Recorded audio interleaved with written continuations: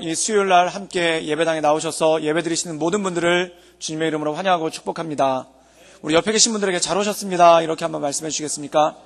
예, 잘 오셨습니다. 주님의 이름으로 환영하고 축복합니다. 예, 오늘 저는 그리스도의 편지라는 제목을 가지고 함께 하나님의 말씀을 나누기를 원합니다.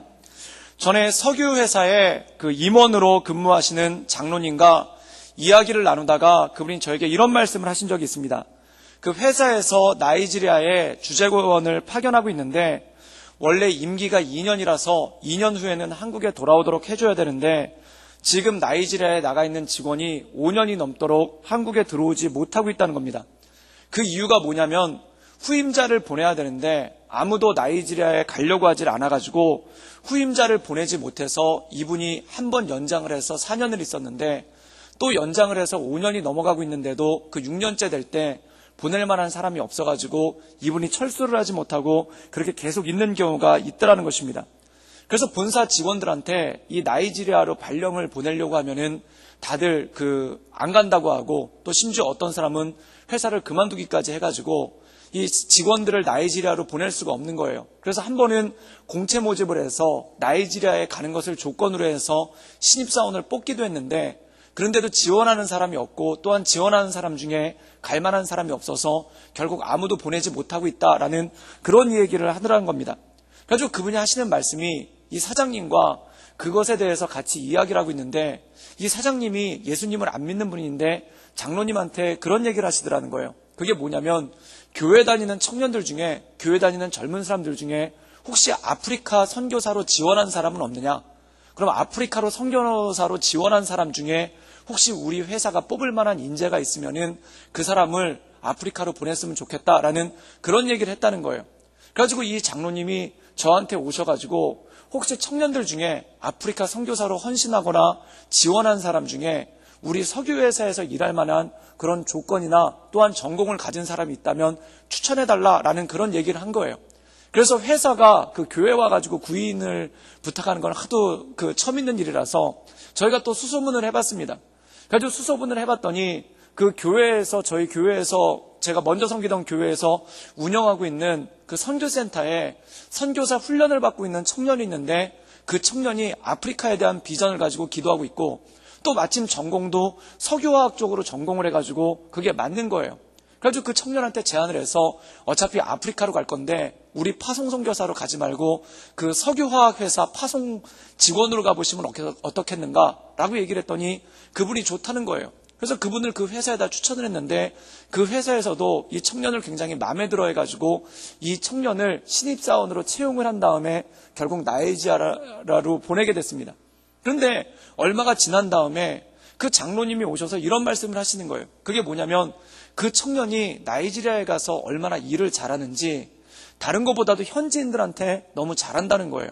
그래서 거기 자기들이 주재원을 보내보면은 현지인들과 관계가 안 좋아가지고 실패하는 일이 많았는데 이 청년이 가서 정말 선교사의 마음을 가지고 그 현지인들을 잘 대접하고 또한 현지 직원들을 잘해주니까 현지 직원들이 너무나 잘 따르고 또한 그 직원들 가운데 예수님을 믿겠다는 사람들이 있어가지고 현지 분위기가 참 좋더라는 겁니다. 그리고 본사에서는 이 사장님이 어떤 반응을 보였냐면은 그 직원이 갔는데 너무 성실하게 일을 열심히 하고 또한 회사를 위해서도 최선을 다해서 일해서 그 사장님이 뭐라고 얘기를 했냐면은 앞으로 우리가 회사에서 신입사원을 뽑을 때 기왕이면 교회 다니는 사람들 중에 믿음이 좋고 해외 선교사로 헌신한 사람들이 있으면 그런 사람들을 우선적으로 뽑으면은 우리 회사에 되게 도움이 되겠다라는 그런 이야기를 했더라는 겁니다. 그래서 제가 그 얘기를 들으면서 참 기분이 좋았죠. 그리고 그 청년한테 참 고맙게 생각을 했는데 그게 뭐냐면 그 청년이 그렇게 나이지리아에 가서 크게 두 가지 일을 한 거예요. 첫 번째 일은 뭐냐면 나이지리아 현지인들과 지속적으로 계속 접촉을 함을 통해서 이 회사를 매개로 해서 그 나이지리아 사람들과 계속 접촉을 함을 통해서 그들에게 복음을 전할 수 있는 접촉점을 얻고 또한 복음을 전할 수 있는 통로를 열었다는 데 큰 의미가 있고 또 하나는 뭐냐면은 한국에 있는 사람들한테 자기 일을 확실히 하는 것을 보여줘서 그 한국에 있는 사장님과 많은 임원들과 회사 사람들이 교회에 대해서 그리고 예수님을 믿는 청년들에 대해서 호의적인 반응을 가질 수 있도록 했다는 게 굉장히 중요한 부분이죠. 그런데 많은 사람들이 그런 생각을 합니다. 그 선교는 선교고 직장은 직장이다라는 생각을 하는 경우가 있고, 또한 교회는 교회고 세상은 세상이다라고 생각하는 경우가 굉장히 많더라는 겁니다. 그런데 이 청년은 어떤 마인드를 가지고 있냐면 직장 생활을 마치 선교 사역처럼 감당하더라는 겁니다. 그래서 이 사람이 그 나이지리아에 갈 때는 직장인으로 가고, 그리고 그 회사의 주재원으로 갔는데, 이 사람은 파송되기는 상사 주재원으로 갔지만 거기 가서는 마치 선교사처럼 활동하고, 그리고 회사 일을 회사 일처럼 하는 것이 아니라, 그리고 세상 일을 세상 일처럼 하는 게 아니라 마치 선교사처럼 그 일을 하고 교회 일처럼 그 일을 감당하는 그러한 모습이 그 안에 있었다는 것입니다. 사랑하는 여러분, 사도 바울은 로마서에서 성도들에게 이런 권면을 합니다. 골로새서 3장 22절과 23절에 보면은 어떤 말씀을 하고 있냐면, 종들아 모든 일에 육신의 상전들에게 순종하되 사람을 기쁘게 하는 자와 같이 눈가림만으로 하지 말고 오직 주를 두려워하여 성실한 마음으로 하라 라고 얘기하면서 이렇게 권면하고 있습니다. 무슨 일을 하든지 마음을 다하여 죽게 하듯 하고 사람에게 하듯 하지 말라라고 얘기합니다. 이것을 요즘 말로 번역해보면, 요즘 말로 풀이해보면 이런 뜻입니다. 직원들아, 회사에서 일하고 있는 사람들아, 모든 일에 회사 사장님들에게 순종하되 사람을 기쁘게 하는 자와 같이 눈가림으로만 많이 하지 말고 오직 주를 두려워하는 마음으로 성실하게 하라. 무슨 일을 하든지 마음을 다하여 죽게 하듯 하고 사람에게 하듯 하지 말라라는 것입니다. 사랑하는 여러분, 이 세상 가운데 빛으로서 또한 소금으로서 사는 그리스도의 모습을 사도 바울은 이렇게 설명하고 있습니다. 여기서 종들이란 무엇입니까? 누군가의 노예고 누군가의 하인이죠. 사랑하는 여러분, 종들이 하는 일이, 노예들이 하는 일이 얼마나 수준이 높으면 높고, 얼마나 고귀하면 고귀하고, 얼마나 가치가 있으면 얼마나 가치가 있겠습니까? 이 노예들이 하는 일이, 종들이 하는 일이 집에서 잔심부를 하거나 청소를 하거나 이런 일들을 많이 할 때가 있고, 또한 광산이나 또는 농장에서 노동을 할 때가 굉장히 많죠. 즉, 이 노예로서의 일을 하는 사람들에게 뭐라고 얘기했냐면, 사람에게 일을 하듯이 하지 말고, 또한 사람의 눈치를 보면서 일하지 말고 죽게 하듯 하라라는 말씀이 이 말씀 가운데 나온다는 것입니다. 죽게 하듯 하라는 것은 무엇일까요? 사도 바울은 로마서 12장에서 이렇게 얘기를 하고 있습니다. 우리의 삶을 거룩한 선제사로 드리라. 이것이 우리가 하나님께 드릴 영적 예배다라고 말씀합니다. 그러면 세상에 가서 일을 하는 데 있어서, 또한 세상에서 직장 일을 하는 데 있어서, 또한 세상에서 맡겨진 일을 하는 데 있어서 하나님께 예배드리듯이 하라라는 말씀이 이 말씀 가운데 나와 있다는 것입니다. 사랑하는 여러분, 우리가 복음을 맡은 자로서, 또한 하나님의 사랑을 아는 자로서 예배드릴 때 얼마나 힘을 다해 예배를 드리고 얼마나 정성을 다해 예배를 드립니까? 그런데 이 하나님께 예배드리는 모습으로 세상 직장에 나가서도 일을 하고 세상에 나가서도 일을 하라는 겁니다. 그런데 이 일하는 이유가 사람을 기쁘게 하기 위해서 하는 것이 아니라, 즉 다시 말해서 내가 먹고 살기 위해서 하는 것이 아니라 하나님께 영광을 돌리기 위해서 하고 하나님께 예배드리는 마음으로 이 모든 것들을 감당하라는 것입니다. 사랑하는 여러분, 예수님을 믿는 사람과 예수님을 믿지 않는 사람들의 차이가 뭘까요? 예수님을 믿지 않는 사람들은 말 그대로 먹고 사는 것을 위해서 합니다. 먹고 사는 것을 위해서 세상에서 일을 합니다. 그런데 하나님의 사람들은 어떠한 일을 할까요? 그의 나라와 그의 의를 구하며 하나님께 나가는 사람들이 바로 그리스도인들이라는 것이죠. 사랑하는 여러분, 우리가 왜 교회에 나와서 예배를 드립니까? 교회에 나와서 예배 드리는 이유 중에 먹고 살기 위한 문제 때문에 교회에 나와서 예배 드리시는 분들은 아마 거의 없으실 겁니다. 그럼 교회에 나와서 예배 드리는 이유가 뭐냐면 하나님의 나라와 하나님의 의에 대한 소망이 있기 때문에, 그것을 꿈꾸기 때문에 하나님께 예배하고 온전함으로 나가는 건 아니겠습니까? 그와 마찬가지로 이 세상에 나가서 일할 때 먹고 사는 것의 문제로 세상의 일을 하지 말고, 이것도 예배드리는 것과 마찬가지로 그의 나라와 그의 의를 구하며 그 앞에 나가라는 것입니다. 사랑하는 여러분, 그럼 이 직장 일을 통해서 마치 어떻게 하는가? 교회에서 사역하는 것처럼, 또는 교회에서 봉사하는 것처럼 세상에 나가서 일하고 세상에 나가서 이 모든 것들을 감당하는 것이죠. 사랑하는 여러분, 제가 우리 성도님들 교회 와서 봉사하는 것을 가만히 보면은 참 마음 가운데 감동을 많이 받습니다. 금요일 밤늦게까지 또는 토요일까지 열심히 일하시고, 주일날 아침부터 일찍 나와서 찬양대로, 또한 주방봉사로, 또한 주일학교, 교회학교 교사로, 그리고 카페 봉사로, 그리고 주차 봉사로 여러 가지 봉사로 섬기시는 그러한 모습들을 볼 때 마음 가운데 얼마나 감동을 받는지 몰라요. 그렇다면 그 일을 하면서 무슨 보상을 받는가? 회사 일처럼 무슨 물질적인 보상을 받는가? 금전적인 보상을 받는가? 그런 거 전혀 없습니다. 그럼에도 불구하고 최선을 다해서 봉사하고 최선을 다해서 섬기시는 그러한 모습을 보입니다. 또한 주일날 늦게까지 모든 봉사를 하고, 또한 장례가 생기면 거기 가서 위로하고 함께 예배드리고 그러한 모습, 그리고 주일날 늦게까지 교회에서 봉사하고 성도들을 돌아보고 함께하고, 또 월요일날 되면은 그 피곤한 몸을 이끌고 또 출근하시는 모습들을 볼 때, 그리고 또 수요일날 되면은 이 수요일날 여기까지 오셔가지고 함께 예배드리고 찬양대로 봉사하고 또한 여러 가지로 봉사하시는 모습을 볼 때 마음 가운데 참 감동을 받아요. 그럼 이분들이 도대체 무엇 때문에, 우리 성도님들이 도대체 무엇 때문에 이렇게 힘을 다해 정성을 다해 봉사를 하는가? 그 이유는 교회에서 하는 봉사가 하나님께 하는 것이기 때문에 그렇다는 겁니다. 그래서 하나님께 하는 거기 때문에 물질적인 보상이 없어도, 또는 사람의 칭찬이 없어도 하나님께 예배드리는 마음으로 봉사하며 나간다는 것이죠. 이것은 너무나 귀한 일입니다. 이것은 너무나 값진 일입니다. 그런데 사도 바울은 여기서 한 가지를 더 말하고 있는 거예요. 그게 뭐냐면, 너의 직장에서, 너의 세상에서 살고 있는 그 삶의 자리에서 교회에서 하는 것처럼 하나님을 예배하는 마음으로 나간다라면 하나님께서 그것을 통해 얼마나 많은 영광을 받으시겠는가. 사랑하는 여러분, 그래서 사도 바울은 이렇게 얘기하고 있습니다. 이것이 뭐냐면 선교사의 마음을 가지고 세상에 나가서 일하라는 것입니다. 즉, 선교사의 마음을 가지고 세상에 나가서 일하고 복음을 전하는 마음을 가지고 세상에 나가서 일을 한다는 것이죠. 그렇다면 이것에 대해서 사도 바울은 뭐라고 얘기를 하고 있는가? 오늘 고린도서 말씀에 보면은 바로 그리스도의 편지다. 편지란 무엇입니까? 메시지라는 것입니다. 그 안에 뭔가가 전해진다는 것입니다. 즉, 그리스도의 복음을 전하는, 그리스도를 전하는 편지로서 이 세상 가운데 우리가 쓰임을 받았다는 것입니다. 사랑하는 여러분, 이 세상 가운데 그리스도의 편지로서 그리스도를 전하며 나가는 우리 구독교회 모든 성도님들 되기를 주님의 이름으로 축원합니다. 우리 함께 고린도후서 3장 3절의 말씀을 읽겠습니다. 다 같이 읽겠습니다. 너희는 우리로 말미암아 나타난 그리스도의 편지니 이는 먹으로 쓴 것이 아니요 오직 살아계신 하나님의 영으로 쓴 것이며 또 돌판에 쓴 것이 아니요 오직 육의 마음판으로 쓴 것이라. 오늘 말씀 가운데 보면은 이렇게 말씀하고 있습니다. 너희는 그리스도의 편지다라고 얘기하고 있습니다.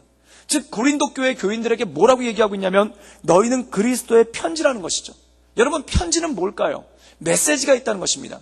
그 안에 전달하고자 하는 내용이 있다는 겁니다. 그럼 그리스도의 편지는 뭘까요?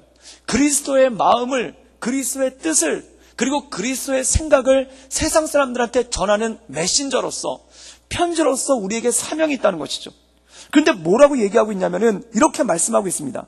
먹으로 쓴 편지가 아니라 하나님의 영으로 쓰였다. 즉, 성령에 의해서 쓰였다는 겁니다. 또 이렇게 말씀하고 있습니다. 돌판에 쓴 것이 아니라 우리 육신의 마음판에 쓰여졌다는 것입니다. 즉, 성령께서 우리의 몸에 그리스도의 편지를 쓰셨다는 겁니다. 성령께서 우리의 마음에 하나님의 메시지 편지를 쓰셨다는 것입니다. 이것은 무엇을 뜻할까요? 우리의 삶을 통해 그리스도가 드러나고, 우리의 삶을 통해 그리스도의 영광이 나타나고, 세상 사람들이 우리의 모습을 보고 그리스도를 발견하는 그러한 온전한 모습이 그 안에 있다라는 것입니다. 그래서 사도 바울이 권면하는 게 뭐냐면, 그리스도의 편지된 우리가 이 세상에 나가서 모든 일들을 할 때 모든 삶의 모습을 통해 그리스도를 드러내는 삶을 살라는 것입니다. 사랑하는 여러분, 우리가 창세기에 나오는 요셉을 보면은 이 요셉은 노예였죠. 17살에 노예로 팔려가가지고 30살까지 노예와 죄수로서 지나게 됩니다. 그런데 이 요셉이 노예로서 지나게 되는데 놀라운 일이 생겨요. 그게 뭐냐면 이렇게 얘기합니다. 그의 주인이 여호와께서 그와 함께 하심을 보았더라 라는 말씀이 나옵니다. 사랑하는 여러분, 그의 주인은 누굴까요? 이집트 사람이에요. 하나님을 알지 못하는 사람이에요. 하나님에 대해서도 깨닫지도 못하는 사람이에요. 하나님을 전혀 알지 못하는 사람이, 하나님을 전혀 알지 못하는 이방인이 요셉의 모습을 보면서 하나님이 그와 함께 계심을 보았더라는 것입니다. 이것은 무엇일까요? 요셉이 그리스도의 편지로서의 삶을 살았다는 겁니다. 그런데 사랑하는 여러분, 한번 곰곰이 생각해 보십시오. 요셉이 노예로서의 삶을 살았는데 어떻게 그리스도를 드러낼 수 있었을까요? 그가 무슨 장군이 되어서 쳐들어온 적군들을 물리쳐서 나라를 구했다거나, 또는 그가 위대한 대신이 돼가지고 기가 막힌 정책을 펼쳐가지고 백성들을 먹고 살기 좋게 했다거나, 또는 그가 어떤 학자라서 제자들을 잘 양육해가지고 그가 유명한 학파를 이뤘다거나, 그런 것이 전혀 없는 거예요. 또한 그가 부자라서 사람들을 물질로 구제했다거나, 그런 것이 전혀 없는, 자기 것이라고는 입고 있는 옷조차도 자기 것이 아닌 하나의 미천한 노예에 불과했던 그 요셉이 어떻게 하나님이 그와 함께 하심을 보여주고 그와 함께 하심을 드러냈겠습니까? 사랑하는 여러분, 요셉이 17살의 어린 노예로서 그 보디발의 집에서 할 수 있는 것이 무엇이 있었을까요? 잘해봐야 청소, 걸레질 또는 허드렛 일과 잔심부름 같은 것을 했었을 거예요. 그런데 놀라운 것이 무엇인가? 바로 그가 하나님을 섬기는 마음으로 이 허드렛 일과 잔심부름을 했었을 때, 이 허드렛 일과 잔심부름을 통해 하나님이 나타난 줄 믿습니다. 그래서 그가 허드렛 일을 하고 그가 잔심부름을 하는 모습을 보면서 그 주인이 느낀 거예요. 하나님이 그와 함께 하시는구나. 즉, 그가 하는 그 허드렛 일, 정말 노예가 하는 아무런 가치 없는 일, 노예가 하는 사람들이 우러러보지도 않는 일, 노예가 하는 사람들이 비천하게 여기는 그 모든 일들을 통해서 하나님을 드러내는 놀라운 역사가 그 삶 가운데 드러났다는 것입니다. 사랑하는 여러분, 여러분의 삶을 통해 하나님이 드러날 수 있기를 주님의 이름으로 축원합니다. 그래서 여러분이 집에서 설거지할 때 성령 충만하게 설거지할 수 있기를 주님의 이름으로 축원합니다. 그래서 설거지하는, 엄마의 설거지하는 뒷모습을 보고 아들이 보고 느끼는 거예요. 아, 우리 엄마가 하나님과 함께 하는구나. 저렇게 성령 충만한 설거지가 있을 수 있다니. 사랑하는 여러분, 남자분들 집에서 마당을 쓸 때 성령 충만하게 마당 쓸 수 있기를 주님의 이름으로 축원합니다. 그래서 가족들이 보고 깜짝 놀라는 거예요. 저렇게 성령 충만하게 비질을 할 수가 있다니. 저렇게 성령 충만하게 집안일을 할 수가 있다니. 이것이 바로 놀라운 일이죠. 회사에서 일을 할 때, 회사에서 어떤 일을 할 때, 하다못해 회사에서 복사를 하고 있더라도 그것을 보고 성령 충만함이 드러날 수 있기를 주님의 이름으로 축원합니다. 그래서 사장님이 보고 놀라는 거예요. 복사를 하는데 거기서 광이 나요. 복사를 하는데 성령이 비둘기처럼 내려오는 거예요. 놀랍도다. 내가 부산에서 이러한 믿음을 보지 못했도다. 이런 역사. 사랑하는 여러분, 여러분 삶 가운데 우리의 숨 쉬는 것 하나, 먹는 것 하나, 마시는 것 하나, 그 모든 것 하나 통해 하나님의 영광이 나타나는 놀라운 역사가 여러분 삶 가운데 드러날 수 있기를 주님의 이름으로 축원합니다. 이것이 뭐냐면 모든 것을 주께 하듯이 하라는 거예요. 이것이 바로 예배고 거룩한 산 제사라는 것이죠. 사랑하는 여러분, 요셉이 뭐가 좋아서 보디발 집에서 열심히 일을 했겠습니까? 보디발이 생명의 은인도 아닐 뿐더러, 또한 보디발이 그에게 뭘 잘 해주지도 않았을 뿐더러, 그가 잘 나가는 부잣집 아들로 있다가 17살에 팔려오지 않았습니까? 그런데 그가 뭐가 좋은 일이 있어서 그렇게 열심히 했겠습니까? 그런데 여기 중요한 게 있는 거예요. 보디발이라는 사람을 바라보고 한 것이 아니라, 내 주변에 있는 사람을 바라보고 한 것이 아니라 그가 하나님을 바라보고 그 모든 일들을 했다는 것이죠. 사랑하는 여러분, 그리스도인들에겐 특별한 관점이 있습니다. 세상 사람들은 사람을 바라보며 합니다. 그래서 식당에서도 이렇게 일을 하거나 식당에서도 손님들을 맞이할 때, 이 식당에서 손님들을 맞이할 때 손님 보면서 좋은 손님 오면은 하다못해 뭐라도 하나, 고기라도 하나 더 얹어주고, 나쁜 손님 오면은 들어갈 거 안 들어가고 더 그 넣지 말아야 될 거 넣는 경우가 가끔 발생할 때가 있어요. 사람을 보니까 그렇죠. 사람을 보니까. 그래서 좋은 사람들한테는 좋게 해주고 내가 안 좋아하는 사람한테는 박하게 대하는 것이 사람의 가장 일반적인 모습 아닙니까? 그런데 하나님께서는 말씀을 통해서 우리에게 말씀하고 있는 거예요. 사도 바울은 이 말씀을 통해서 뭐라고 말씀하고 있는가? 하나님께 하듯이 하라는 겁니다. 그럼 하나님께 하듯이 하라는 것은 무엇입니까? 누군가에게 음식 하나를 팔 때, 또한 누군가에게 음식 하나를 대접할 때 이것이 저 뺀질뺀질하고 깎으려고 하고 불평 많은 손님한테 하는 것이 아니라 하나님께 하듯이 하고 하나님께 대하듯이 하라는 것입니다. 그래서 예수님께서는 뭐라고 말씀하시냐면, 주여 주여 하는 자마다 하나님 나라에 갈 것이 아니요 내 뜻대로 행하는 자라야 할 것이다 라는 말씀을 합니다. 그때 제자들이 묻습니다. 그럼 하나님 뜻대로 행하는 것이 무엇입니까? 라고 물었을 때 예수님이 이렇게 말씀하는 거예요. 소자 한 명을 갖다 놓고 누구든지 이 어린아이들에게, 이 소자에게 물 한 그릇이라도 대접하면 이것이 나에게 한 것이다 라는 말씀을 합니다. 이것이 무엇입니까? 어린아이를 하나 갖다 놓고 얘는 어린아이니까 함부로 하는 것이 아니라 그 어린아이를 바라보면서 마치 하나님께 하듯이, 그리고 이 어린아이 하나를 바라보면서 내가 잘해줘도 소용이 없는 것 같은 사람, 또한 내가 잘해줘도 별로 보람이 없을 것 같은 그 사람 하나를 바라보며 하나님께 하듯이 할 때, 그때 하나님께서 그것을 기뻐 받으시고 그것이 소자를 대접한 게 아니라 나를 대접한 것이다 라고 말씀하시고, 그것이 바로 하나님 뜻대로 사는 삶의 방법이라는 것이죠.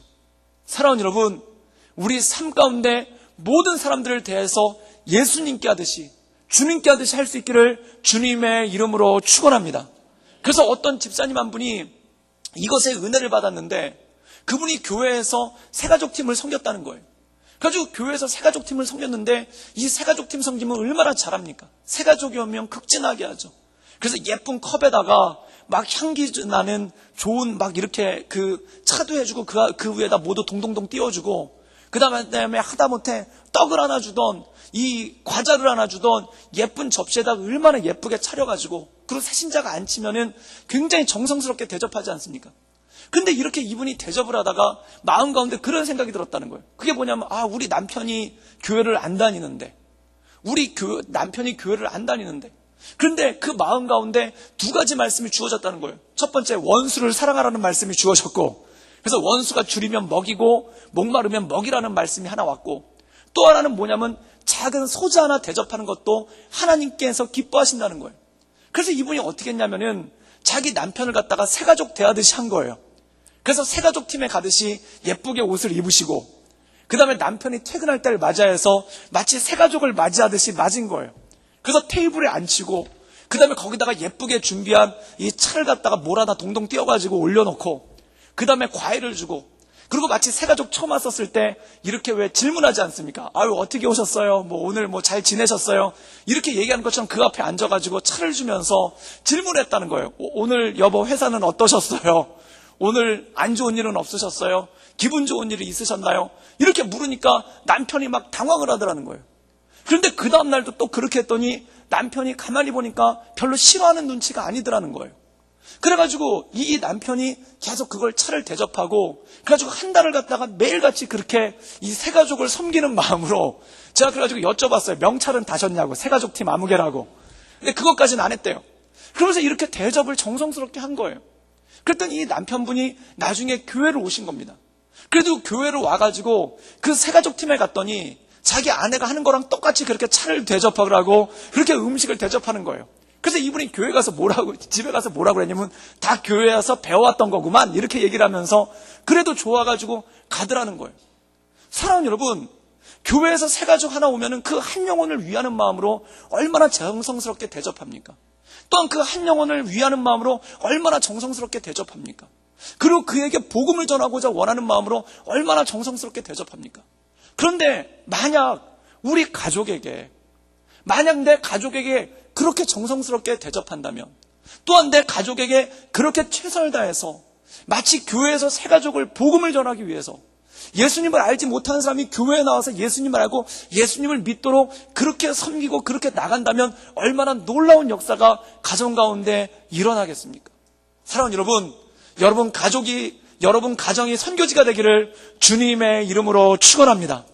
그래서 어떤 분은 이렇게 얘기하더라고요. 자기는 매일같이 미전도 종족을 선교를 한대요. 그래서 그게 누구냐고 그랬더니 자기 가족들이래요. 가족들 중에 예수 믿는 사람이 자기밖에 없어서 자기 가족이 미전도 종족이라는 거예요. 그래서 그 미전도 종족에 들어온 선교다라고 생각하고 밥을 차려주고, 또한 그들을 위해서 음식을 해주고, 또한 위로해주고 기도해주고, 또한 그것을 가지고 나가니까 그 가정 가운데 변화가 생긴다는 것이죠. 사랑하는 여러분, 마찬가지라는 것입니다. 우리 삶 가운데 우리가 봉사하고 섬기고 나가는 것이 이 교회 울타리 안에만 머물러 있는 것이 아니라 이 교회 울타리를 넘어 우리 가정으로 나갈 수 있기를 주님의 이름으로 축원합니다. 그럴 때 하나님의 놀라운 역사와 놀라운 힘이 나타나는 거죠. 어떤 목사님이 그러더라는 거예요. 어떤 목사님이 저한테 와가지고 얘기를 나누다 그랬는데, 아이가 와가지고 그러더라는 거예요. 그렇게 얘기하는 게 뭐냐면 아빠 교회에서 하듯이 집에서도 해주세요 그러더라는 거예요. 근데 내가 교회에서 이분이 어떻게 했나 생각을 해봤더니 교회에서는 애들이 떠들어도 허허허 웃고 있고 교회에서는 애들이 말썽 부려도 허허허 웃고 있고 그리고 그 얼굴에 목사님이니까 이 사랑이 넘치는 얼굴로 그 다음에 그 자비로움이 넘치는 얼굴로 그리고 애들이 할 때도 말을 따뜻하게 해주고 애들 하나하나도 악수를 해주고 머리 쓰다듬어주고 안부 물어보고 학교는 잘 다니냐고 얘기해보고 요즘에 어떻게 지내냐고 물어보는데 집에만 들어오면 얼굴이 일단 다 굳어져 있고 그리고 아빠는 집에 오면 왜 척추를 빼서 신발장에 넣고 오냐고 그렇게 물어보더라는 거예요. 왜냐하면 집에서는 아빠가 직립보행을 안 하고 네 발로 걷는데요. 그게 뭐냐면 딱 그 소파에 달라붙어가지고 일어나지도 않고 거기서 가만히 있는 거예요. 그러니까 이 아들이 이 자녀가 아빠한테 뭐라고 하냐면 목사 되는 아빠한테 그렇게 얘기를 한 거예요. 아빠 제발 교회에서 하듯이 집에서도 해주세요. 교회 중고등부를 대하듯이 우리한테도 해주세요. 그렇게 얘기를 하는 걸 보고 이분이 충격을 받았다는 거예요. 저도 충격을 받았습니다. 그래서 저도 회개를 했는데 아직 실천은 못하고 있습니다. 이상하게 집에 가면 집에 중력이 세더라고요. 그래서 집에서는 네 발로 걷게 되더라고요. 그런데 사랑하는 여러분 정말 그렇습니다. 교회에서 섬기는 것이 이 교회의 울타리를 벗어나서 내 가정으로 향하게 나을 때 얼마나 놀라운 일이 생기고 얼마나 큰 역사가 우리 가정 가운데 일어날 수 있겠습니까? 한 청년이 시골로 전도여행을 간 거예요. 그래가지고 한 20명 정도 되는 청년이 한 시골 오지로 전도여행을 갔는데 이 전도여행 가면 꼭 하는 것 중에 하나가 뭐냐면 시골에 어르신들이 많으니까 경로잔치를 하거든요. 그럼 그 경로잔치를 할 때 청년들이 음식을 다 준비를 해요. 그래서 닭을 갖다 잡아가지고 닭죽을 쓰고 그 다음에 김치를 겉절이로 만들고 그 다음에 떡을 주문에다 놓고 그리고 고기를 조금 썰어다 놓고 그리고 마을에 있는 어르신들을 다 불러가지고 그들을 위해서 노래방 기계도 하나 불러가지고 거기서 전국 노래자랑처럼 서로 노래자랑 대회도 하고 거기서 재롱도 떨고 놀아주고 그런 걸 막 해요. 그러고 난 다음에 마지막에 이제 제가 목사니까 가가지고 그분들한테 이제 메시지를 전하는데 예수님 믿으라는 메시지가 아니라 한창 노래도 부르고 맛있는 음식도 먹고 기분이 좋아져 계시면은 그 어르신들한테 이 메시지를 하나 전합니다. 그게 뭐냐면 여러분들 지금 가장 소원이 무엇입니까? 라고 얘기하면 그 시골에 계신 어르신들이 다 기가 막히게 전부 다 똑같은 말씀을 하세요. 그게 뭐냐면 지금 서울에 나가 있는 또는 객지에 나가가지고 고생하고 일하고 있는 우리 자녀들이 좀 잘 됐으면 좋겠다. 그 자녀들이 좀 일이 잘 풀렸으면 좋겠다. 우리 손주들이 학교 가가지고 공부 잘하고 친구들 잘 사귀었으면 좋겠다. 대부분의 기도 제목들이 다 그거예요. 몸은 거기 계신데 이 객지에 나가 있는 자녀들을 위한 마음이 마음 가운데 간절한 거예요. 그럼 그때 이제 그분들한테 같이 기도를 하자고 하죠. 저는 예수님 믿는 사람이라서 여러분들 그 자녀들을 위해서 여러분들 손주들을 위해서 제가 기도해 드렸으면 좋겠습니다. 그리고 청년들이 그분 옆에 하나씩 가가지고 그 아들들 자식들 이름을 물어보고 같이 기도하는 시간을 가지면은 그분들이 너무 흥겹게 놀다가 같이 눈물을 흘리면서 기도하고 예수님 믿기로 결단하시는 분들이 있어요. 그런데 한 청년이 거기서 참 그렇게 은혜를 받은 거예요. 그리고 은혜를 받고 나서 생각을 해봤는데 그게 뭐냐면은 자기 엄마 아빠가 아직 예수님을 믿지 않는데 내가 이 시골 마을에 와가지고 얼굴도 모르는 이 어르신들한테 복음을 전하려고 이렇게 최선을 다하고 있는데 정작 우리 집에 있는 엄마 아빠한테는 아무것도 안 하고 있는 자기 모습을 발견했다는 거예요. 그래서 이분이 어떻게 했냐면은 이 청년이 집에 가가지고 거기서 배운 대로 닭죽을 끓였대요. 그리고 김치를 갖다가 만들고 그리고 음식을 해가지고 엄마 아빠를 갖다가 그 토요일 날 저녁에 대접을 한 거예요. 그러니까 뭐 웬일인가 싶은 거죠. 그리고 엄마 아빠를 갖다 잘 대접을 하고 거기서 재롱도 떨고 그 다음에 재밌는 얘기도 하다가 이 청년이 그 얘기를 한 거예요. 그게 뭐냐면 엄마 아빠는 소원이 뭐냐고. 그럼 엄마 아빠 소원이 뭐가 있겠습니까? 너 빨리 결혼하고 그 다음에 너 빨리 자리 잡고 그리고 네가 빨리 잘 해가지고 잘 자리 잡고 네 가정을 이루면서 나갔으면 좋겠다. 그 얘기를 하니까 그때 이 청년이 복음을 전한 거예요. 그게 마음의 소원만으로 되겠느냐? 좀 누구한테 간구하고 빌어봐야 되지 않겠느냐? 그러니까 예수님한테 같이 빌자고 예수님께 같이 한번 얘기하자고 그랬더니 그 몇 년 동안 교회를 안 나오던 어머니 아버지가 그 다음날 주일인데 같이 교회 가가지고 그걸 기도들을 하느라는 거예요. 사랑하는 여러분, 이것이 무엇입니까? 우리의 복음을 전하는 것들, 우리가 그리스도의 향기고 그리스도의 편지란 건 뭐냐면 우리의 삶을 통해 그리스도의 메시지가 있는 줄 믿습니다. 이것이 단지 교회 안에서만 이루어지는 것이 아니라 교회 밖을 넘어서서, 그리고 우리의 가정을 통해서, 그리고 가정을 지나쳐서 우리의 직장 가운데, 그리고 우리의 삶의 자리 가운데 무엇을 하든지 그리스도의 편지로서 그리스도를 전하고, 무엇을 하든지 하나님께 하듯이 한다면 그것을 통해서 얼마나 많은 놀라운 능력과 하나님 말씀 가운데 얼마나 놀라운 일들이 이 삶 가운데 나타나겠습니까? 사랑하는 여러분, 저는 우리 모든 성도님들이 교회에서 최선을 다해 봉사하고 주 앞에 나가고 주 앞에 예배할 수 있기를 주님의 이름으로 축원합니다. 근데 그것을 넘어서서 어디까지 향하는가? 내 가정까지, 내 가정에까지, 그리고 그것을 넘어서서 어디까지 가는가? 내 이웃에까지, 그리고 그것을 넘어서서 내 직장, 내 삶의 터전, 내 삶의 자리에서 그 모든 것들이 드러날 수 있기를 주님의 이름으로 축원합니다. 그때 하나님의 놀라운 역사가 나타나고 하나님의 크신 일들이 나타나는 거죠. 제가 예수님을 믿고 나서 한 가지 놀라운 사실을 깨달은 게 있는데, 그게 뭐냐면은 기도를 아무리 열심히 해도 변하지 않는 게 딱 두 가지가 있더라고요.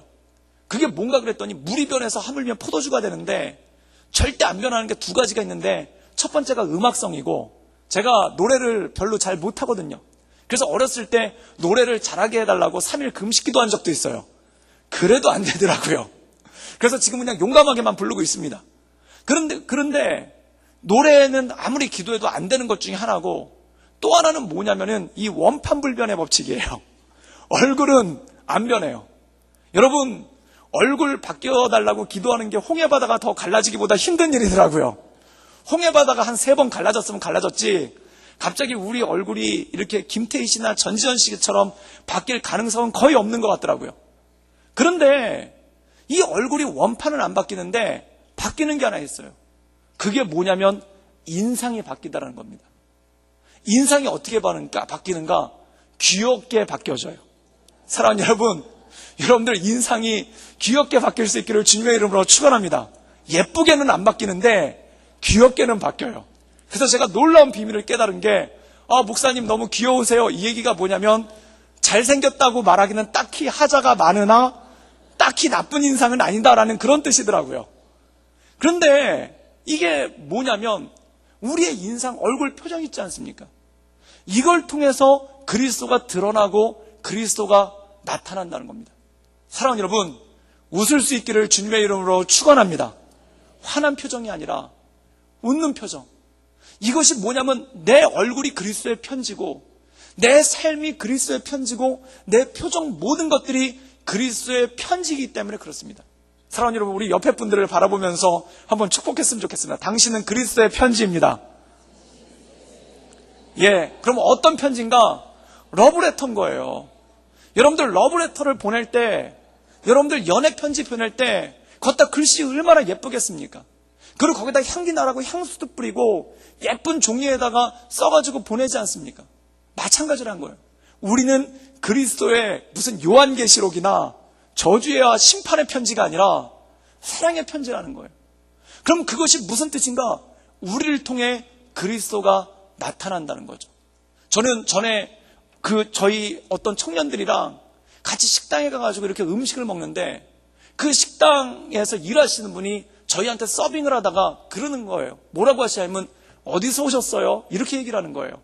그래가지고 저희가 물어봤죠. 왜요? 그렇게 물어봤더니 너무 표정들이 좋고 너무 분위기가 밝아가지고 참 어디서 온 분들인지 궁금하다는 거예요. 그래서 저희 이 근처에 있는 교회에서 왔어요. 그랬더니 이분이 교회 다니는 사람은 이렇구나 라는 얘기를 하더라고요. 그 이후로 그 식당에 갈 때마다 늘 웃고, 막 그 식당 들어가기 전에 다들 막 표정이 안 좋다가도 그 식당 들어가면 막 하하하 막 웃으면서 밥을 먹는 거예요. 왜 그런가? 그분한테 그리스도의 메시지를 전하려니까 그런 거죠. 제가 먼저 섬기던 교회 목사님 지금 돌아가셨는데, 그분 거의 15년 가까이 암으로 투병하시고, 그리고 투석을 하시고 몸이 안 좋으셨어요. 그런데 이분이 꼭 교회에서 자기 사무실을 나가기 전에 하는 게 뭐냐면 거울을 보면서 한참을 웃으신대요. 그래가지고 옆에 있던 목사님 한 분이, 목사님 뭐 하세요? 그렇게 얘기를 했더니 그 목사님 딱 한마디 하셨는데, 내가 찡그리면 성도들이 걱정해서 딱 그 한마디 하시고 그 몸이 너무너무 아프신데도 그리고 그 너무너무 몸이 아프신데도 얼마나 몸이 아프셨냐면 2부 예배와 3부 예배 때 링거를 맞으셔야 될 정도로 그 정도로 몸이 아프신 분인데 예배 드리러 가기 전에 거울 앞에 서가지고 1분을 갖다가 환하게 웃으시는 거예요. 그러고 나가시는 거예요. 그게 뭐냐면은 내가 그리스도의 편지인데 내 얼굴을 보고 성도들이 하나님의 말씀을 듣고 내 얼굴을 보고 성도들이 그리스도를 발견하게 되는데 내 얼굴이 찡그러져 있으면 내 얼굴이 화나 있으면 그리고 내 얼굴이 분노에 차 있으면은 이것이 어떻게 그리스도의 온전한 편지가 되겠는가 라고 말씀을 하면서 이 거울을 보고 늘 항상 웃으시는 거예요. 사랑하는 여러분, 저는 우리가 그리스도의 러브레터로서 그리고 그리스도의 사랑의 편지로서 이 세상 가운데 온전히 쓰임받을 수 있기를 주님의 이름으로 축원합니다. 그래서 그 모든 우리의 삶의 모습을 통해 그래서 성도들은 식당에 가서 밥을 먹더라도 거기서 최선을 다해서 즐겁게 먹고 그 밥을 먹는 선교지가 그 밥을 먹는 식당의 선교지라고 생각하고 그리고 밥을 먹는 그 식당에 전도여행 왔다고 생각하고 그리고 그 밥을 먹는 식당에 전도대로 왔다고 생각하고 거기서 환하게 웃고 맛있게 먹고 그리고 그것을 통해서 그리스도의 거룩함을 드러내는 그러한 모습이 있을 때 그것이 그리스도의 편지라는 것이죠. 사랑하는 여러분, 교회는 무엇과 똑같은가? 불과 똑같습니다. 그런데 불이 난로 안에만 있으면은 연료를 계속 넣어줘야 되는 거예요. 그런데 이 불이 산에 옮겨 붙기 시작하면은 연료가 없어도 활활활 타오릅니다. 마찬가지입니다. 저는 우리 성도들이 교회 안에서만 타오르는 성도가 아니라 세상에 나가서 그리스도의 복음으로서 타오르는 성령의 불길을 지피며 나가는 그러한 빛의 사자들로서 그리스도의 편지로서 온전히 쓰임받을 수 있기를 주님의 이름으로 축원합니다. 그래서 사도 바울이 말하는 것이 먹든지 마시든지 무엇을 하든지 하나님의 영광을 위해서 하라. 즉 먹는 것을 통해서도 하나님이 드러나고 먹는 것을 통해서 마시는 것을 통해서도 하나님의 영광이 드러나는 그러한 삶을 살라라고 말씀하고 있는 거죠. 제가 26살 때 교회 청년부에 청년으로 있을 때 그때 여기 서부 경남 지방으로 전도여행을 그 청년 그룹들과 같이 온 적이 있습니다. 왜냐하면 서부 경남 지역으로 온 이유가 뭐냐면 그래서 제가 봤더니 합천, 산청 그리고 거창 그 세 지역으로 청년들이 그때 다 이렇게 전도여행으로 온 것 같아요. 그때가 98년도였는데 1998년도였는데 왜 이쪽 지역으로 왔냐면은 우리나라에서 복음화율이 가장 낮은 지역이 그쪽이라는 거예요. 그래가지고 우리나라에서 복음화율이 가장 낮은 지역이 서부 경남 지역인데 거기 보면은 그 어떤 지역에 보면은 1000년 넘은 절이 그 절이 5개가 넘게 있고 그 다음에 교회가 하나도 없는 마을들이 있어가지고 그 민들레 공동체라는 그 소속에 있는 목사님들이 그 마을에 들어가가지고 복음을 전하는 그런 사역을 하는데 그분들이 지금 자리 잡고 있으니까 가서 그분들이 자리 잡을 수 있도록 도와줘야 된다. 그래가지고 청년들이 한 40개 정도 팀을 나눠가지고 이 서부 경남 지방의 마을로 다 들어간 적이 있었어요. 그런데 제가 그때 왔는데 저는 거창 쪽에 있는데 마을로 갔는데 그 마을 이름이 기가 막히더라고요. 마을 이름이 뭐냐면 임불마을이에요. 그게 임할 임자에다가 부처님 불자더라고요. 그래서 부처님이 임하는 마을이에요. 그래서 교회 이름이 더 재밌어요. 임불교회예요. 왜냐하면 지역 이름을 붙여가지고 그래가지고 목사님이 그러시더라고요. 교회 이름을 그렇게 져야 될지 말아야 될지 되게 고민했는데 그 동네 이름이 임불인 걸 어떻게 하겠냐고. 그래가지고 제가 그 옆마을을 갔더니 그 마을은 불광마을인데 거기 교회 이름은 불광교회더라고요. 그 부처님의 광이 나오는 교회더라고요. 그래서 그게 변해서 성령이 임하시고 그리고 성령의 빛의 역사가 나기를 저희가 기도했는데 그 임불교회라는 교회 갔는데 거기 목사님이 거기가 진짜 산골이에요. 그래서 차가 들어가는 도로가 열린 지도 얼마 안 되는 그런 마을인데 거기 가가지고 이분이 10년 넘게 거기서 농사를 지으면서 거기 있는 마을 분들한테 산산을 다니면서 복음을 전한 겁니다. 그런데 이 복음이 그 10년 넘게 그렇게 가족들이 와가지고 고생하면서 농사 지으면서 복음을 전했는데 성도 숫자가 10명이 안 돼요. 그리고 이분이 전하고 있는데 거기서 너무너무 힘들어 하시는 거예요. 그래서 저희가 거의 청년들이 가가지고 거기서 같이 기도하고 그리고 교회 담을 싸야 된다고 해서 교회 담도 싸드리고 그리고 마을마다 가가지고 거의 농사일들도 다 도와드리고 그리고 마지막 날 그 어르신들을 모셔다가 경로잔치도 하고 복음도 전하고 그리고 거기 마을에 있는 애들을 다 모아가지고 청년들 20명 정도가 갔는데 애들 주일학교도 하고 청소년 캠프도 하고 하여튼 일주일 동안 복잡하게 뭘 되게 많이 했어요. 그리고 마지막 날이 됐는데 그 마지막 날 목사님 생일이라는 거예요. 그래가지고 이 목사님을 갖다가 저희가 깜짝 놀래게 그것도 어떻게 알아가지고 생일 파티를 한번 해드렸죠. 그리고 생일 파티 해드리고 목사님을 위해서 이제 기도를 해드렸는데 이 목사님이 그 생일 파티를 하고 기도를 하다가 너무 좋아해서 그거 행복해하는 표정이 지금도 잊을 수가 없는 그런 표정입니다. 이분이 환하게 웃으시다가 그러다가 이제 그 기도를 하고 있는데 기도를 하다가 한참을 우시는 거예요. 그래가지고 한참을 우시다가 저희를 보면서 저희 청년들을 갖다 이렇게 둘러보면서 하시는 말씀이 내가 여러분들을 통해서 하나님의 편지를 받았다고. 내가 여러분을 통해서 하나님의 러브레터를 받았다고. 그 편지가 뭐냐면 포기하지 말고 끝까지 가라는 하나님의 편지를 받았다고. 그래서 이분이 너무 마음이 힘들고 어려웠는데 그 청년들이 와가지고 그 잠깐 일주일 동안 머무르면서 같이 기도하고 같이 밥 먹고 그리고 같이 있는 그 모든 걸 통해서 이분이 회복되고 새 힘을 얻는 역사가 그 안에 나타난 거예요.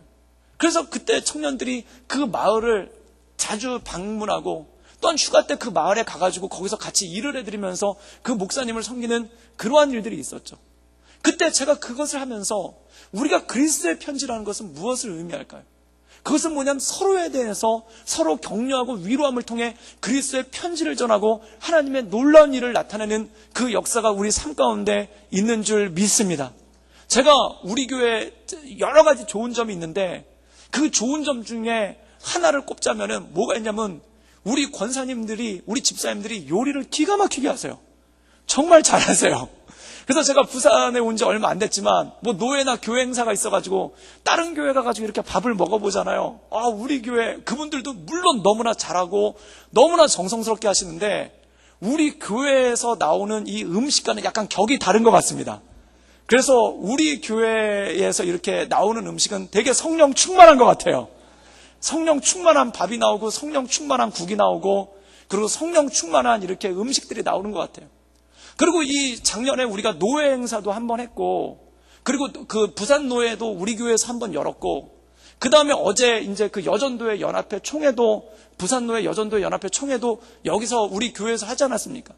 그러면 거기서 저만 그렇게 느끼는 게 아니라 다른 노회에 계신 목사님들이나 선임들도 오셔서 딱 식사를 하시다 보면은 느끼는 것 같아요. 그분들이 영적으로 밝으셔가지고 우리 교회 음식은 성령 충만하구나. 우리 교회 음식은 은혜가 넘치는구나. 그걸 아시는 것 같아요. 그래서 그 성령 충만한 음식을 하느라고 수고하신 우리 권사님들, 집사님들께 한번 박수로서 이렇게 한번 좀 축복했으면 좋겠습니다. 이건 단순히 맛있다는 게 아니라 성령 충만해요, 음식이. 근데 그래서 제가 뜻하지 않게 저는 아무것도 안 했는데 제가 인사받고 제가 잘 먹었다고 하고 사실은 저도 잘 먹었는데 제가 인사받고 그런 일이 있어요. 근데 그 음식을 먹을 때마다 제가 느끼는 것 중에 하나가 그 목사님이 생각나는 거예요. 그 인불교회에 계신 목사님이 생각나는 거예요. 그리고 지금도 그 시골교회 그 상간 오지에서 가족들 데리고 들어가면서 10년 넘게 또는 20년 가까이 거기서 농사 지으시면서 그렇게 복음 전하고 있는 그런 목사님들이 생각이 나는 거예요. 그래서 제 마음 가운데 어제도 음식을 너무 맛있게 먹으면서 어떤 생각이 들었냐면 그런 목사님들 우리 교회에서 한번 초대해서 부흥회 때나 그럴 때 한번 초대해가지고 이분들한테 이렇게 성령 충만한 음식을 한번 대접하고 그리고 우리 부흥회 강사님 오셨을 때 이분들 같이 와가지고 같이 은혜 받고 그리고 우리 성도님들이 그분들을 정성스럽게 섬겨드려가지고 건강검진도 한번 받게 해드리고 그리고 그분들 우리 교회에서 설교하시고 말씀 전할 수 있는 시간을 한번 들여서 그 은혜 함께 나누고 그분들을 위해서 기도해드린다면 얼마나 그분들이 마음 가운데 큰 메시지를 받고 새 힘을 얻어서 또 주님께서 부르신 그 자리 가운데 주님께서 부르신 그 자리 가운데 또 가서 복음을 전하고 거기서 나가겠습니까? 사랑하는 여러분, 군인들한테 제일 행복한 순간이 언제냐면은 제가 군대에서 행복한 순간을 3가지를 적어봤어요. 첫 번째 초코파이 먹을 때, 두 번째 면회 왔을 때, 그리고 세 번째 편지 받을 때. 그 중에 뭐가 제일 좋은가를 봤더니 편지 받을 때가 제일 좋아요. 왜냐하면 사람은 한 번 스치고 지나가는 건데 편지는 받으면은 품에다 넣어놓고 훈련받을 때마다 꺼내서 읽고 또 읽어요. 그리고 그것 때문에 힘이 되고 그게 능력이 되는 겁니다. 사랑하는 여러분, 그리스도의 편지란 그것입니다. 마치 위문 편지를 보내듯이 지금 우리가 여기서 예배드리고 있는 것도 너무나 소중하고 너무나 중요한 일이지만 정말 주님께서 주신 사명을 가지고 오지에 들어가서 그 몇 명 안 되는 성도들과 함께 내가 없으면 그들에게 복음을 전할 수 없다라는 그 사명감 때문에 하루하루를 눈물을 흘리면서 가는 그 분들에게 우리가 이 사랑의 편지를 보낼 수 있다면, 또한 선교지에서 그 말도 안 통하고 기후도 안 맞는 그곳에서 최선을 다해 복음을 전하고 있는 그분들에게 우리가 이 그리스도의 사랑의 편지를 보내 서로 격려하고 그 앞에 나갈 수 있다면 하나님께서 우리 교회를 통해 얼마나 기뻐하시고 얼마나 많은 영광을 받으시겠습니까? 사랑하는 여러분, 저는 우리 교회 성령 충만한 음식이 많은 사람들을 살리는 놀라운 역사가 있기를 주님의 이름으로 축원합니다. 그래서 그분들이 거기서 다시 한번 살아난다면 그 인불마을이 부처님이 임하는 마음이 아니라 성령이 임하는 마을이 될 줄 믿습니다. 그리고 선교지 가운데 그 선교사님들이 새 힘을 얻어서 그 복음을 전하며 나간다면 그곳 가운데 하나님의 역사가 나타나지 않겠습니까? 사랑하는 여러분, 저는 우리 교회가 이 편지의 사명을 감당하며 나갈 수 있기를 주님의 이름으로 축원합니다. 그래서 그리스도의 편지로서 우리의 삶 가운데 이 그리스도의 메시지를 전할 뿐만 아니라 또한 각지에 나가서 어렵고 힘든 환경 가운데 최선을 다해 힘을 다해 정성을 다해 그 복음을 전하시는 그 목사님들과 선교사님들에게 위로의 편지로, 하나님의 사랑의 편지로 우리 교회가 쓰임받을 수 있다면 그 얼마나 행복한 일이고 그 얼마나 기쁜 일이겠습니까? 사랑하는 여러분, 저는 하나님께서 우리 교회를 통해 그런 역사를 이뤄나가시기를 주님의 이름으로 축원합니다. 그래서 우리 한 명 한 명이 그리스도의 편지로서 이 교회에서 봉사하는 것처럼 우리의 각 가정에 나가서, 그리고 이 세상에 나가서, 그리고 이 사회에 나가서 그리스도의 향기를 드러내며 그리스도의 메시지를 전하며 더 나아가서 오지에서 복음 전하고 계신 목사님들과 그 선교사님들에게 그리스도의 위로의 편지와 사랑의 편지를 전할 수 있는 그런 구덕교회가 되기를 주님의 이름으로 축원합니다. 그래서 그것을 통해 하나님이 영광 받으시며 이 사랑의 편지를 통해 서로가 격려하며 함께 나가는 복음의 공동체, 그 복음의 공동체 모든 성도님들 되기를 주님의 이름으로 축원합니다. 이 시간 함께 우리 기도하며 나가기를 원하는데, 편지는 보내져야 되는 것이고 편지는 전달되어져야 되는 것입니다. 우리는 그리스도의 편지로서 사명을 받았습니다. 하나님이 그리스도의 편지로서 우리가 교회에서 최선을 다해 섬길 뿐만 아니라 하나님 이 교회의 울타리를 넘어서서 우리 가정에서 그리고 세상에서 이 사역 감당하게 하여 주시옵소서. 그리고 또 간절히 원하는 것은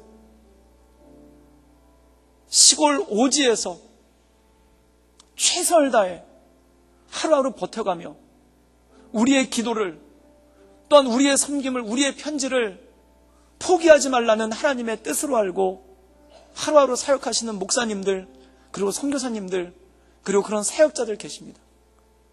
함께 기도하며 나가기 원하는 것은 하나님 우리 교회가 그 사역 감당하게 하여 주시옵소서. 그리스도의 편지로서의 이 사역 감당할 수 있도록 주님 우리를 도와주시고 우리 가운데 역사하여 주시옵소서. 우리를 사용하여 주시옵소서. 우리 다 같이 간절한 마음으로 하나님께 기도하며 나가겠습니다. 함께 기도하시겠습니다.